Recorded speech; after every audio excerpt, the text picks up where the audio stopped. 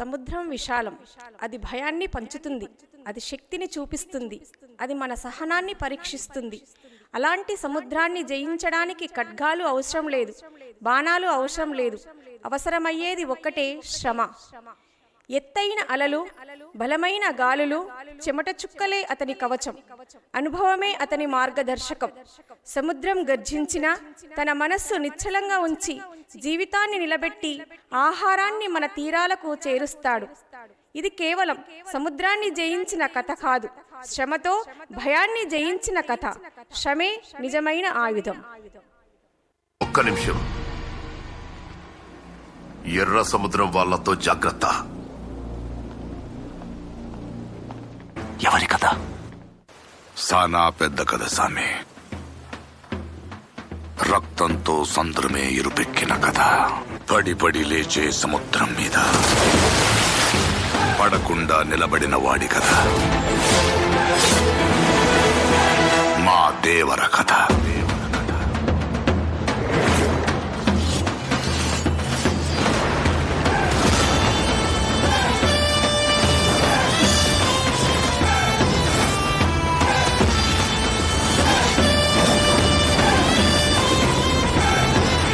భయం పోవాలంటే దేవుడి కథైనాలా?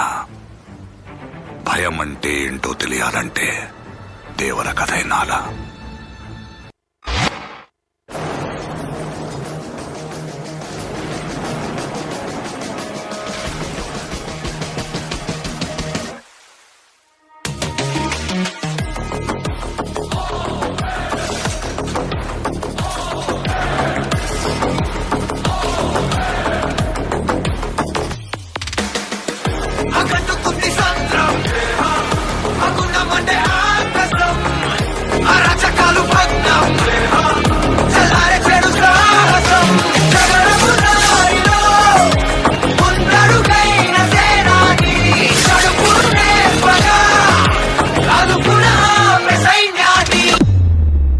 మనిషికి బతికేంత ధైర్యం చాలు, చంపేంత ధైర్యం కాదు. కాదు కూడదు అని మీరు మళ్ళీ ఆ ధైర్యాన్ని కూడగడితే ఆ ధైర్యాన్ని సుంటే భయాన్నైతా.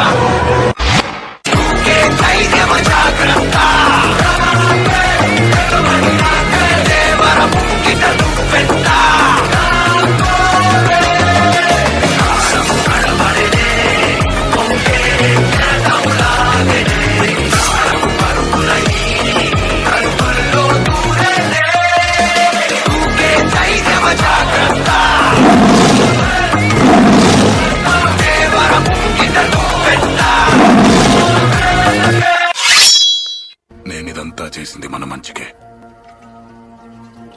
బతకాలంటే ఒక్క దారినా అయింది. అందరం కలిసి కూర్చుంటే ఇంకా చాలా దారులుంటాయి. ఈ ఒక్క తూరి నా మాటిను బైరా. నువ్వున్నంత వరకు ఈ కొండ మీద నీ మాటి దేవరా.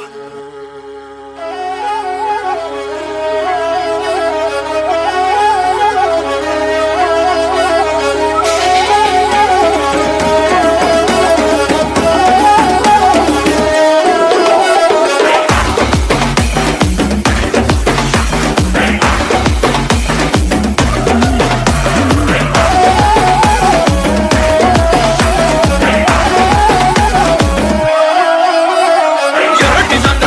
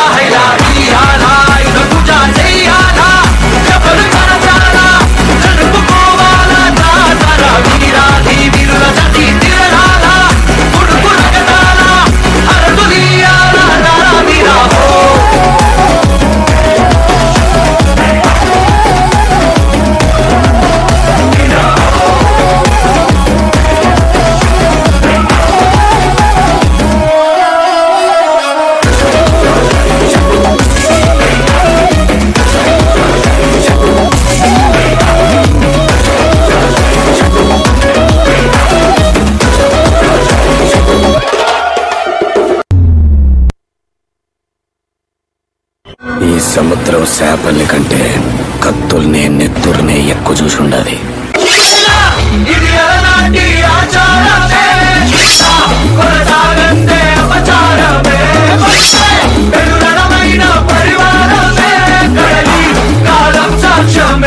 మన తల్లుల త్యాగాలే చెరుబాలై జీవించే కనుకే ఈ దేహం ఆయుధమై ఎదిగింది. తల వచ్చని రసాలే కొలి మేరలు సాధించే మన తాతల శౌర్యం చరితలుగా వెలిగింది. ఏటా వచ్చే ఈ రోజే మన కోసం వెలిగిపిన మితం మనవిచ్చే సందేశం. హైలా హైలా ఈ ఆరాయి పూజా చెయ్యాలా ఎవరు కాచాలా జరుపుకోవాలా తాతల వీరాది వీరుల జాతి తిరగాలా గుడుగు రచనాలా అరదులియాలా నారా వీరా.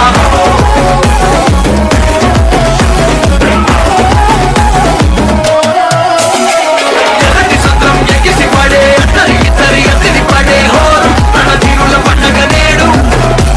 ఏ కత్తుల నెత్తుటి ఎలల తడే ఉప్పెన పెట్టుక ఉలికి పడే జోరు మన జట్టుగా ఆడెను చూడు.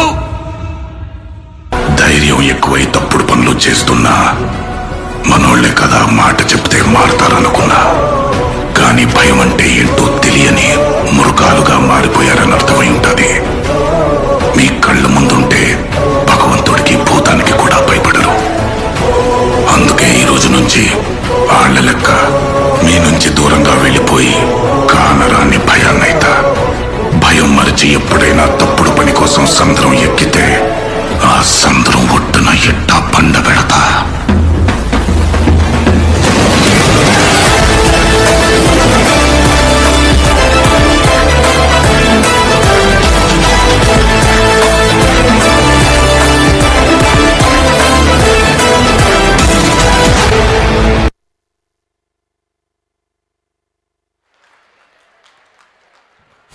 Wow, wow, wow. What a commanding performance it was. Let's have an applause for them. I was truly mesmerized.